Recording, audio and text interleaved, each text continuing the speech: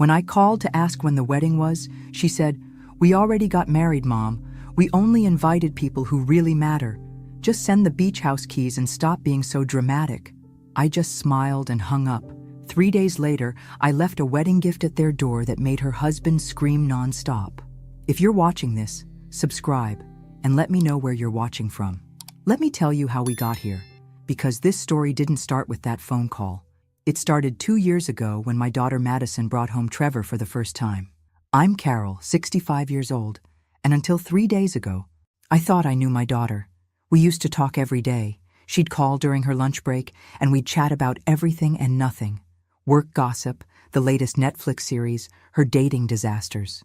When she met Trevor, I was genuinely happy for her. She deserved someone who appreciated her brilliant mind and kind heart. "Mom, he's different," she'd said that first night, practically glowing. "He really gets me." I'd prepared my famous lasagna, the one Madison had been requesting since she was 12. Trevor arrived in an expensive suit, carrying roses and compliments about my home. He was handsome in that polished way that usually made me suspicious. But Madison was so happy, I pushed my doubts aside. During dinner, he asked thoughtful questions about my nursing career and seemed genuinely interested in my stories. He complimented the lasagna, helped clear the table, and even offered to do dishes. Perfect gentleman behavior that should have been charming, but felt somehow rehearsed. "Your mother raised an amazing daughter," he told me as he hugged me goodbye. "You must be so proud." I was proud. Madison had a successful marketing career, owned her own condo, and had never needed to rely on anyone for anything. She was independent, strong-willed, and confident, everything I'd raised her to be. But that night, something nagged at me. Maybe it was the way he spoke about Madison, like she was a prize he'd won, or how he'd mentioned my beautiful beachfront property 3 times during dinner. I owned a small beach house in Cape Cod that had been in my family for 15 years, a place where Madison and I spent every summer together. "He's very interested in our traditions," I told my sister Janet the next day. "That's sweet, Carol. It means he wants to be part of the family." I wanted to believe that. I really did. But something about Trevor's perfect smile reminded me of my ex-husband Robert, Madison's father. Robert had that same charm, that same way of making you feel special until he decided you were no longer useful to him. Over the next few months, I watched Trevor slowly insert himself into every aspect of Madison's life. He had opinions about her friends, her job, even her relationship with me. The daily phone calls became weekly, then monthly, then barely at all. "Trevor thinks I should focus more on our relationship," Madison explained when I asked why she seemed distant. "He says successful couples prioritize each other." That should have been my first red flag, but I told myself I was being overprotective. Madison was 28, perfectly capable of making her own decisions. If she was happy, I should be happy for her. But then came the engagement party I wasn't invited to. I found out about Madison's engagement the same way strangers did, through Facebook. A photo of her left hand wearing a massive diamond ring, with the caption, "He asked." I said yes, "Can't wait to start our forever together." 53 likes and counting. Comments from friends and co-workers congratulating her. Not one of them asking where her mother was, because most of them had probably assumed I already knew. I stared at that photo for 10 minutes, my coffee growing cold as I tried to process what I was seeing. My daughter was engaged, and I'd learned about it from social media. I called her immediately. "Oh my God, Mom, I'm so sorry." Madison's voice was breathless, excited. "It just happened last night, and we were so caught up in the moment. Trevor surprised me at our favorite restaurant, and then we went back to his place and called his parents. And it got so late, and I was going to call you this morning, I swear." "Congratulations, sweetheart."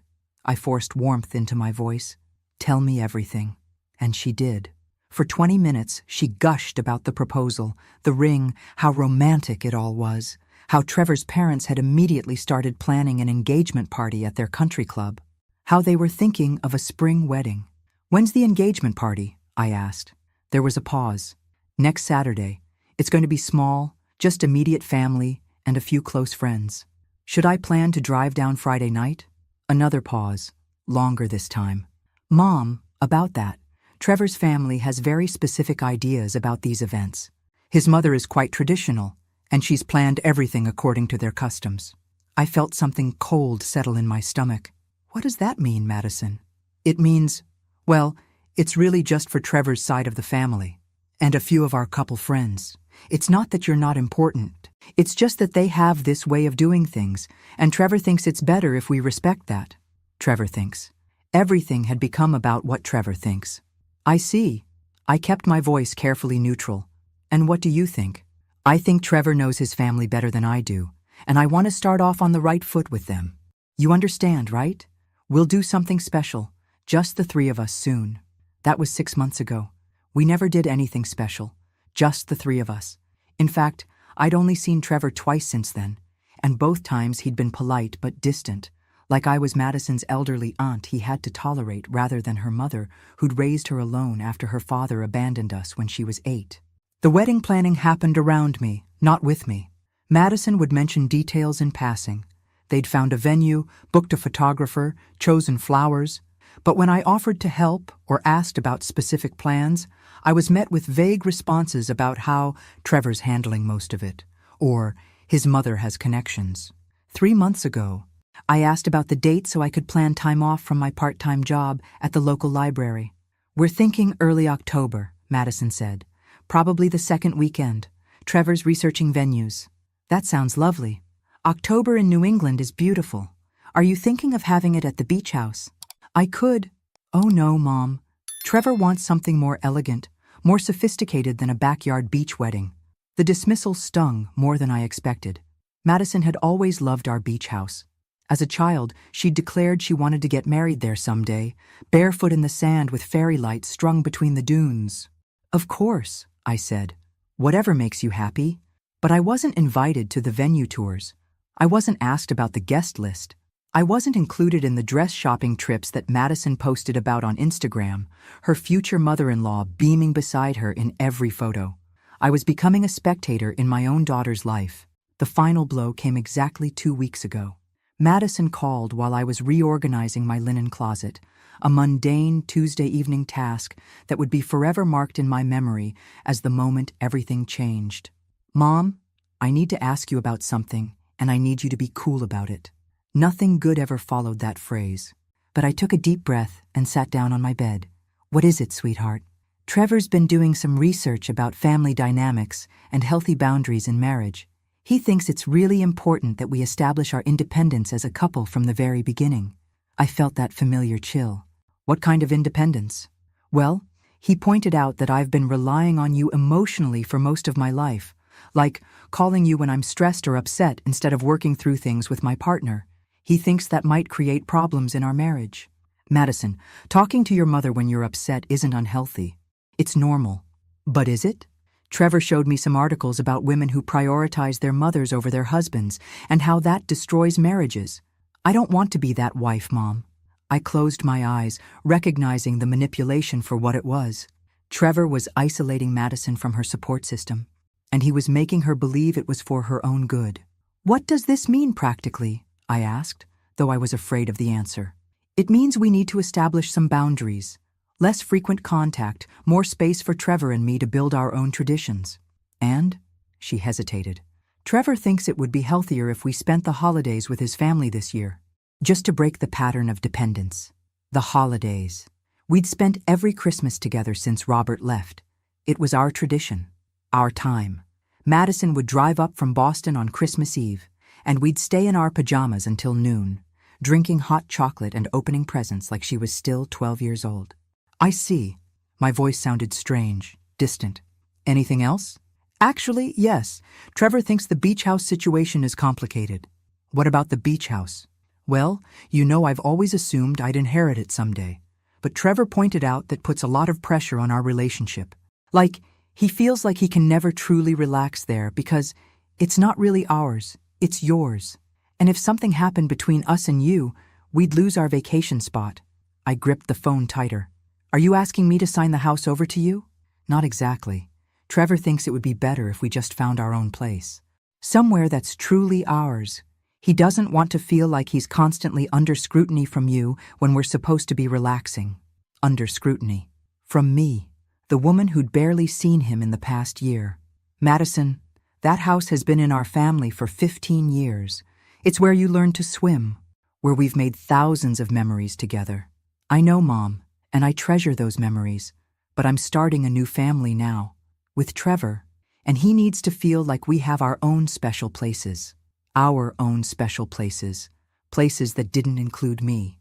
I ended that conversation with promises to think about everything and respect their need for space. But inside, I was already planning. Not revenge, not yet. But I was going to find out exactly who Trevor really was and what he wanted from my daughter. It took me exactly 1 week of careful internet searches and a few phone calls to Madison's college friends to piece together Trevor's pattern. Madison wasn't his first wealthy, naive girlfriend. There was Emma, whose family owned a successful restaurant chain. She'd also been isolated from her family before their wedding was called off when her father discovered Trevor's gambling debts. And before Emma, there was Sarah, whose trust fund Trevor had tried to access before her brothers intervened. Trevor Morrison wasn't just controlling. He was a predator who specialized in intelligent, successful women with family money. And Madison, with her successful career and expectation of inheriting valuable beachfront property, was his latest mark. That's when I started planning my wedding gift. The phone call that changed everything came 3 days ago, on a Wednesday morning while I was deadheading my roses. Madison's name appeared on my phone screen, and for a split second, I felt that old surge of joy before remembering how things stood between us now. "Hi, Mom." Her voice was different, flat, mechanical. "Hello, sweetheart. How are you? I'm calling to let you know that Trevor and I got married yesterday. It was a small ceremony, just immediate family and our closest friends." I stopped breathing. "Yesterday? But I thought you were having a wedding in October." We decided to do something more intimate. Trevor felt like a big wedding was too much pressure, too commercial. We found a beautiful venue in Martha's Vineyard and kept it simple. Simple. And secret, apparently. "Congratulations," I managed. "I'm sure it was beautiful." It was. Perfect, really. Trevor's parents were there, and his sister flew in from California. My friend Jessica was my maid of honor, and Trevor's best friend Tom was his best man. The photographer got some amazing shots. She was listing off details like she was reading from a catalog, not describing the happiest day of her life. But what struck me most was what she wasn't saying. "That sounds lovely, Madison. I'm happy for you." "Thanks. Oh, and Mom? Trevor and I were wondering if you could send us the keys to the beach house. We're thinking of spending our honeymoon there since we didn't have time to plan a proper trip." There it was. The real reason for the call. Not to share her joy with her mother, not to include me in this major life milestone, but to ask for the keys to property they'd already decided should be theirs. "The keys to the beach house," I repeated slowly. "Right. Trevor's really excited to see it. I've told him so much about it over the years. He's particularly interested in the renovations you've done and the property value appreciation." Property value appreciation. How romantic. "Madison, when you say you got married yesterday, do you mean you had a ceremony? Or do you mean you're legally married?" "Both. We got the license last week and had the ceremony yesterday." "Why?" "Just clarifying. And you didn't think to invite your mother to your wedding?" There was a pause. "Mom, please don't make this dramatic. It was Trevor's decision to keep it small, and honestly, after everything we talked about regarding boundaries, I thought you'd understand." "I understand perfectly." And I did. I understood that my daughter had married a man who had convinced her that excluding her own mother from her wedding was healthy. I understood that Trevor had succeeded in his plan to isolate Madison from the one person who might have protected her from him. "So you'll send the keys? We're hoping to drive up this Friday." "Of course. Sweetheart, I'll make sure you get them." After I hung up, I sat in my garden for a long time, staring at my roses and thinking about patterns. Trevor followed patterns. He isolated women from their families, convinced them to give him access to their assets, and then probably moved on when he'd gotten what he wanted or when someone started asking too many questions. But Trevor had made one crucial mistake. He'd assumed I was just another helpless mother who would quietly accept being cut out of her daughter's life. He'd underestimated what happens when you back a woman into a corner and take away the thing she loves most in the world. I spent the rest of that day making phone calls and sending emails. By evening, I had everything I needed to give Trevor exactly what he deserved. Not revenge, really. Justice. The wedding gift I was planning would be far more valuable than anything Madison might find on her registry. It would be the gift of truth. I've always believed that the best gifts are the ones that keep on giving. So when I drove to Madison and Trevor's apartment that Friday morning, I made sure my wedding present would provide lasting memories. The package was beautifully wrapped in silver paper with an elegant white bow. Inside was a leather portfolio containing several items that I'd spent the past 72 hours carefully assembling. Trevor was going to love learning about his new family connections. I left it outside their door with a note. "Congratulations on your marriage. Every new husband should know about his wife's family history. With love, Carol." Then I went home and waited. The call came at 2:17 p.m. Madison's number, but Trevor's voice, and he was screaming. "What the hell is wrong with you, you crazy old witch? How dare you send us this garbage?" I set down my teacup gently. "Hello, Trevor. I take it you opened your wedding gift? This isn't funny. This is harassment. I'm calling the police." "I'm confused." "Dear, what exactly would you report?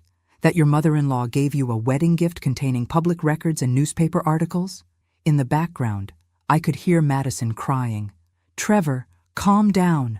Let me talk to her." "No, this woman is insane. She's trying to ruin our marriage before it even starts." I couldn't help but smile. "Trevor, surely you're not upset about me sharing some interesting family history. I thought you'd appreciate knowing about the connections between our families." The truth was, I discovered something absolutely fascinating during my research into Trevor's background. It turns out that Trevor's grandfather, William Morrison, had been involved in a rather significant business dealing with my late husband Robert back in 1987, a real estate development deal that had gone very, very badly. The documents I'd included in the wedding gift told the complete story. How William Morrison and Robert had been partners in a shopping center development project. How Morrison had systematically embezzled funds from their joint accounts. How Robert had lost nearly everything, including his first marriage, because of Morrison's theft. How Morrison had fled to Florida with over $2 million, leaving Robert bankrupt and facing lawsuits from investors. But that wasn't the most interesting part. The most interesting part was what I'd discovered in the final newspaper article from 1993. William Morrison had died in a car accident, but not before confessing on his deathbed to his grandson Trevor about the money he'd stolen and hidden in various accounts. Money that Trevor had been quietly accessing for years. Money that had funded his lifestyle, his expensive clothes, his ability to woo women like Madison without holding down a real job. Money that legally belonged to Robert's estate, which, since Robert had died 3 years ago, now belonged to his only heir, Madison. "Trevor," I said calmly into the phone. "I also included some contact information for the law firm that handled Robert's estate. They're very interested in speaking with you about those offshore accounts your grandfather mentioned in his confession. Apparently, there's quite a bit of money that rightfully belongs to Madison." The screaming stopped abruptly. "You're lying," he said, but his voice had changed. The rage was gone, replaced by something that sounded distinctly like panic. "I never lie, dear. I'm a retired nurse. We're trained to be very precise about facts. But don't take my word for it. I'm sure your grandfather's lawyer in Miami will remember you. Mr. Rodriguez has been very helpful in tracking down the paper trail." I heard Madison in the background asking what was happening, what money I was talking about. "Oh, and Trevor? The beach house keys are in the portfolio too. Consider it my wedding gift to both of you. I'm sure you'll find it very relaxing to discuss your family's financial history while enjoying the ocean views." Then I hung up and poured myself another cup of tea. The next few hours were going to be very interesting indeed. Madison called me at 6:30 that evening. Her voice was hoarse from crying, and I could hear Trevor shouting in the background. "Mom, what did you do?" I was sitting on my porch, watching the sunset and feeling more peaceful than I had in months. "I gave you both a wedding gift, sweetheart. Did you read through everything?" "I read enough. Trevor says it's all lies, that you're trying to break us up." "What do you think, Madison?" There was a long pause. I think I need you to explain some things. Trevor's grandfather really stole money from Dad? $2.3 million, according to the bank records. Your father spent years trying to recover it, but William Morrison disappeared. The stress of it contributed to your father leaving us when you were 8. He couldn't handle the financial ruin Or the legal battles. Another pause. And Trevor knew about this money? I could hear Trevor's voice getting closer to the phone, his words muffled but clearly furious. The deathbed confession suggests he did, yes. The private investigator I hired found records of Trevor accessing several of those accounts over the past 5 years. He's been living off money that legally belonged to your father's estate. That's impossible. Trevor has a consulting business. He told me he specializes in investment strategies for high net worth individuals. My heart broke a little for her. Madison, when's the last time you saw Trevor actually work? When's the last time he had a client meeting, or took a business call, or showed you a contract? Silence. In the background, I could hear Trevor demanding that Madison hang up the phone. The law firm wants to meet with you, sweetheart. As Robert's heir, you have a legal claim to that money plus interest. They estimate it's worth nearly $4 million now. $4 million. Madison's voice was barely a whisper. Trevor married you 3 days after I hired the private investigator. The timing seems rather coincidental, don't you think? Now I could hear Trevor clearly. He was telling Madison that I was lying, that I was jealous of their happiness, that I was trying to destroy their marriage because I couldn't stand to see her happy. Madison, I said gently, ask yourself this. If none of this is true, why is Trevor so upset? If his grandfather was innocent, wouldn't he want to clear his family's name? Wouldn't he be curious about getting justice for what happened to your father? The line went quiet except for the sound of Madison breathing. There's something else, I continued. The private investigator also found records of 2 previous engagements, Emma Chen in 2019 and Sarah Walsh in 2021. Both engagements ended when their families discovered Trevor's financial deception. Both women had family money. Both were isolated from their support systems before the truth came out.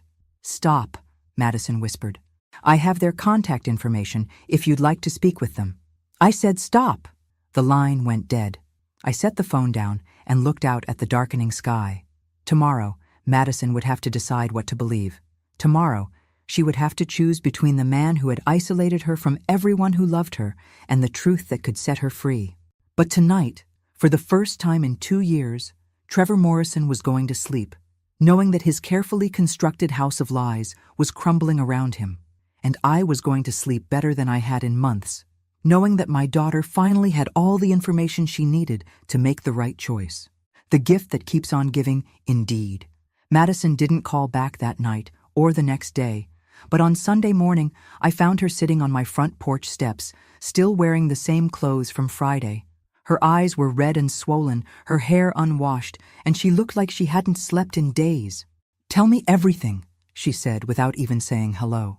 I made coffee and we sat at my kitchen table, the same table where she'd done homework as a child, where we'd planned her college applications, where we'd shared 1,000 conversations about everything and nothing. Now we were going to talk about how the man she'd married was a fraud. Trevor left yesterday, she said, staring into her coffee cup. Packed 2 suitcases and said he needed time to think. He told me you were poisoning our marriage with lies, and that if I believed you over him, then maybe we weren't meant to be together. Classic manipulation. Give the victim an ultimatum that makes them feel responsible for the relationship's failure. Where did he go? I don't know. He turned off his phone. But Mom, she looked up at me with tears in her eyes. I found something. Madison pulled out a manila folder from her purse. After Trevor left, I went through his things, his laptop, his desk, everything. I found these. She spread out printed emails across my kitchen table. They were correspondence between Trevor and someone named Marcus Webb, discussing the Morrison inheritance and maintaining access to offshore accounts. The dates went back 2 years, long before Trevor had even met Madison. There's more, Madison said, her voice getting stronger. I called Emma Chen yesterday. The woman from your private investigator's report. I raised an eyebrow. What did she tell you? Everything.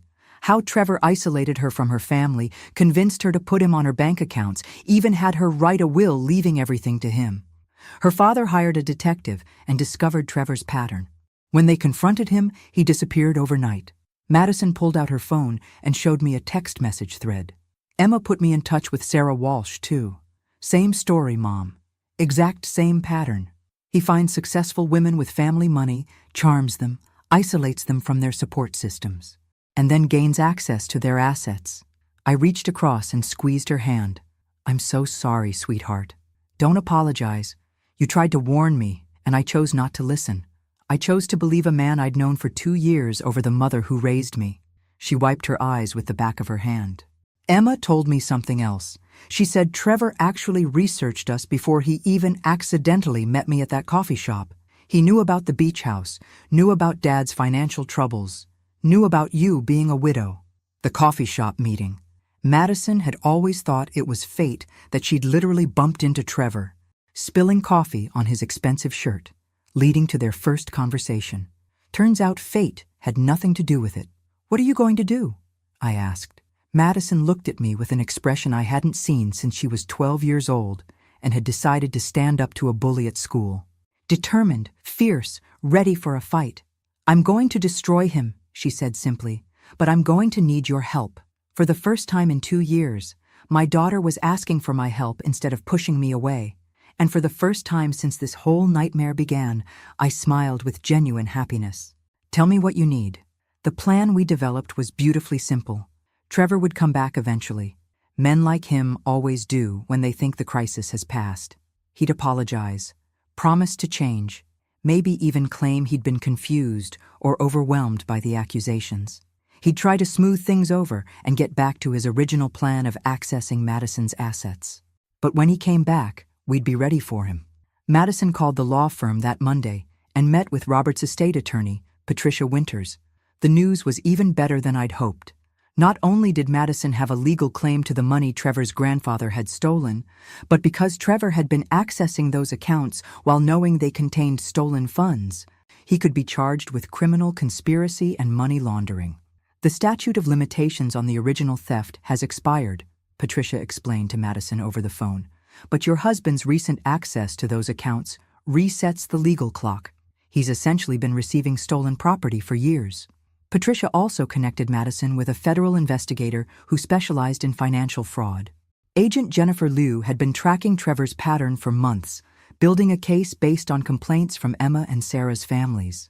We've been waiting for the right opportunity to move forward, Agent Liu told us during a conference call. Your situation provides the final pieces we need. If you're willing to cooperate, we can set up a controlled operation. Madison agreed immediately. She wanted Trevor held accountable, not just for what he'd done to her, but for what he'd done to Emma and Sarah, and who knows how many other women. Wednesday afternoon, Trevor texted Madison. Can we talk? I miss you. I'm ready to come home. Madison showed me the message. Should I respond? Tell him you miss him too, and that you're sorry for doubting him. Tell him you realize I was just jealous and trying to cause trouble. She typed the message, her jaw clenched with anger, but her words perfectly crafted to appeal to Trevor's ego. He responded within minutes, saying he'd be home by Friday evening and that they could start fresh. Agent Liu briefed us Thursday morning. The apartment will be monitored. Madison, you'll be wearing a wire, and we'll have agents positioned nearby. All you need to do is get him to admit he knew about the stolen money and that he married you to gain access to your inheritance. What if he doesn't confess? Madison asked. Then we proceed with the financial evidence we already have, but a recorded confession would strengthen the case significantly and help us pursue charges related to his other victims. Friday evening came faster than I expected. I sat in my living room, supposedly reading a book, but actually staring at my phone, waiting for updates. Agent Liu had given me a number to call if Madison needed help, though they assured me the apartment was completely secure. At 7:43 p.m., my phone buzzed with a text from Madison. He's here. At 8:15 p.m., he brought flowers and wine, playing the perfect apologetic husband. At 8:52 p.m., he's talking about planning a real honeymoon, asking about accessing my savings account for deposits. At 9:31 p.m., got him to admit he knew about the offshore accounts. FBI moving in now. I set down my phone and poured myself a glass of wine. Trevor Morrison's predatory career was officially over. But somehow, I suspected the most satisfying part was still to come. The local news picked up the story by Monday morning. Local man arrested in multi-state financial fraud scheme was the headline in the Portland Press Herald. They didn't mention Madison by name, referring to her only as the most recent victim. But Trevor's mugshot was prominently displayed. He looked exactly like what he was, a common criminal whose charm had finally run out. Madison came over for lunch that day, bringing Chinese takeout and looking lighter than she had in months. "Agent Liu called this morning," she said, unpacking containers of lo mein and sweet and sour chicken. "Trevor's been formally charged with conspiracy, money laundering, and fraud across multiple states. His bail was set at $500,000. I nearly choked on my tea. $500,000? Apparently he's considered a flight risk since he has access to offshore accounts and a history of disappearing when confronted. His parents can't afford the bail, and his accounts have been frozen pending investigation." We ate our lunch in comfortable silence for a few minutes before Madison spoke again. "Mom, I need to ask you something, and I need you to be honest." I set down my chopsticks. "What is it? How long did you know? How long did—" "About Trevor's pattern? About what he was really after?" I considered lying or softening the truth, but Madison deserved honesty. "I suspected something was wrong from the beginning, but I didn't have proof until about 3 months ago.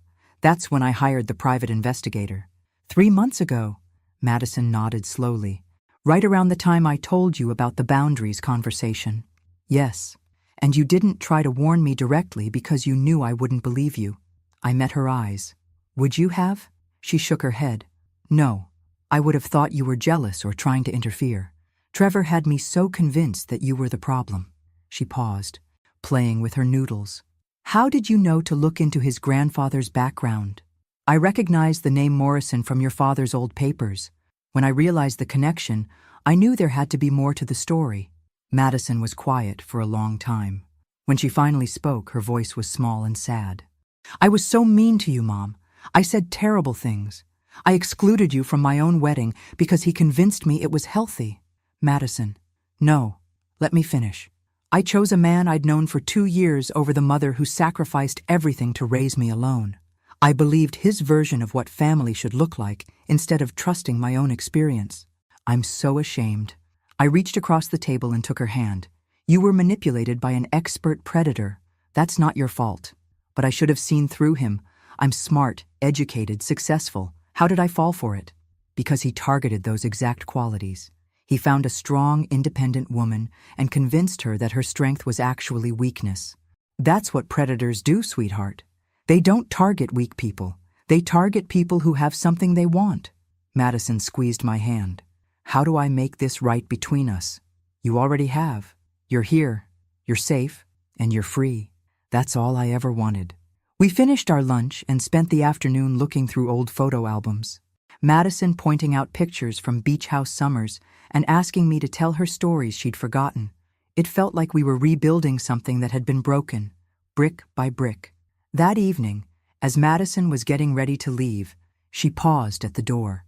"Mom, there's going to be a civil trial." "To be a civil." "Agent Liu says the families of Trevor's other victims are filing a class action lawsuit to recover their losses. They want me to be part of it. Are you going to join them?" Madison smiled, and for the first time in 2 years, it was the fierce, determined smile I remembered from her childhood. "Oh, absolutely. I'm going to make sure Trevor Morrison never has the opportunity to hurt another woman again." That's my girl, I thought. Welcome back. The trial began 6 weeks later, and it was everything I could have hoped for. Patricia Winters had been right about the money. Madison was entitled to nearly $4 million in recovered assets, plus interest and damages. But more importantly, the prosecution had built an airtight case against Trevor that exposed his entire operation. Emma Chen flew in from Seattle to testify, looking confident and professional in a navy blue suit. Sarah Walsh drove up from New York, clearly nervous but determined to see justice done. Together with Madison, they painted a picture of a systematic predator who had refined his technique over years of practice. I sat in the gallery every day, watching my daughter tell her story with dignity and strength. She testified about the isolation, the manipulation, the way Trevor had convinced her to doubt her own instincts and cut ties with her family. She spoke calmly and clearly, never breaking down, never letting emotion overwhelm her facts. Trevor's defense attorney tried to portray him as a misguided young man who had made poor choices but wasn't a criminal mastermind. That strategy fell apart when Agent Liu presented evidence of Trevor's detailed research into each of his victims. including surveillance photos of Madison taken weeks before their accidental meeting. But the most devastating testimony came from an unexpected source. On the third day of the trial, the prosecution called Marcus Webb, the man who had been corresponding with Trevor about the offshore accounts. Webb had been arrested as an accomplice and had agreed to testify in exchange for a reduced sentence. Mr. Morrison contacted me in 2018, Webb testified, asking for help accessing accounts his grandfather had established before his death. When I explained the legal complexities, he told me he was working on a long-term plan to legitimize his access to the funds. What did he mean by long-term plan? The prosecutor asked. He said he was going to marry someone with a legal claim to the money. He showed me newspaper articles about Robert Thompson's financial losses and explained that Thompson's heir would be the rightful owner of the stolen funds. He said once he gained access to that person's finances through marriage, he could claim the offshore money as community property. Madison turned pale at this testimony. The prosecutor continued questioning Webb. Did Mr. Morrison discuss specific targets for this plan? Yes. He had identified 3 potential candidates based on their family financial histories and personal circumstances. He showed me social media profiles and explained why each woman would be vulnerable to his approach. Was one of those women Madison Thompson? Yes.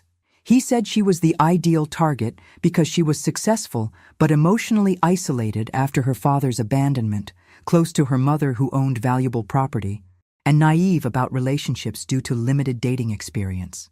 I watched Madison's face as she heard herself described as a target, a mark to be exploited. The pain in her eyes was terrible, but beneath it, I saw something else. Rage. Pure, focused rage at the man who had studied her vulnerabilities like a predator studies prey. Trevor's attorney objected repeatedly, but the damage was done. The jury now understood that Trevor hadn't simply been accessing stolen money. He had orchestrated an elaborate, multi-year plan to manipulate Madison into marriage so he could legally claim assets that belonged to her family. When Webb finished his testimony, Trevor looked smaller somehow, hunched in his chair like the pathetic criminal he'd always been beneath the expensive clothes and practiced charm. The jury deliberated for less than 3 hours, guilty on all counts. The words echoed through the courtroom as Trevor Morrison's carefully constructed world collapsed around him. Conspiracy, money laundering, fraud, and a new charge the prosecutor had added based on Webb's testimony: criminal marriage fraud with intent to commit grand larceny. The judge sentenced him to 12 years in federal prison and ordered him to pay full restitution to all victims, totaling over $8 million, including interest and damages. Since Trevor had already spent most of the money he'd stolen, this meant he would emerge from prison as broke as his victims had been when he'd finished with them. Madison testified during the sentencing hearing, delivering a victim impact statement that left half the courtroom in tears. Trevor Morrison didn't just steal money from me, she said, looking directly at him as he sat shackled at the defendant's table. He stole 2 years of my life, my relationship with my mother, my ability to trust my own judgment, and my faith in love itself. He convinced me that the people who truly cared about me were the enemy, while he was systematically planning to rob me blind. She paused, gathering herself, then continued with steel in her voice. But here's what Trevor didn't understand about the women he targeted. We're not weak. We're not victims waiting to happen. We're strong, intelligent women who were temporarily deceived by an expert liar. And when we discovered the truth, we didn't just walk away, we fought back. Together. Trevor kept his eyes down during Madison's statement, but I saw his shoulders shake when she said, "I hope you spend every day of your sentence thinking about the lives you destroyed and the women who were strong enough to rebuild them." After the sentencing, we gathered outside the courthouse. Madison, Emma, Sarah, Agent Lou, and me. The media wanted interviews, but we politely declined. This wasn't about publicity or revenge. It was about justice. Emma hugged Madison goodbye. "Thank you for being brave enough to wear that wire. Without your recording, we might never have gotten a conviction." Sarah squeezed my hand. "Thank you for not giving up on your daughter. If you hadn't investigated Trevor's background, he'd still be out there finding new victims." Agent Lou gave us all her card. "You've helped us shut down a predator who might have hurt dozens more women." The FBI appreciates your cooperation, but more importantly, you should be proud of your courage." As the crowd dispersed, Madison and I walked to our cars in comfortable silence. Finally, she turned to me. "Mom, I have something to ask you." "What's it worth, sweetheart?" She smiled, that beautiful smile I'd missed for 2 years. "Would you help me plan a real wedding? Someday, when I find someone who actually deserves me, someone who loves you too, because anyone who can't appreciate my mother isn't worthy of me?" I felt tears sting my eyes. "I would be honored." "And Mom?" "The beach house. I know Trevor made me say those awful things about it not being sophisticated enough. The truth is, I've always dreamed of getting married there, barefoot in the sand, with fairy lights strung between the dunes, just like I used to plan when I was little."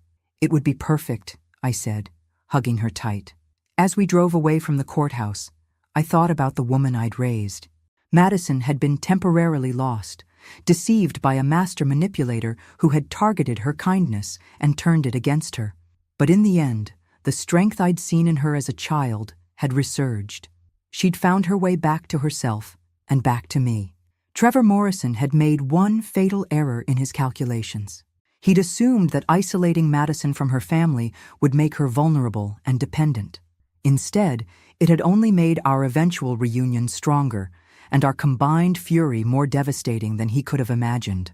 The predator had become the prey, and justice had been served by the very women he'd tried to destroy. Some wedding gifts really do keep on giving, and the gift of truth, once unwrapped, can never be taken back. Thanks for listening. Don't forget to subscribe and feel free to share your story in the comments. Your voice matters.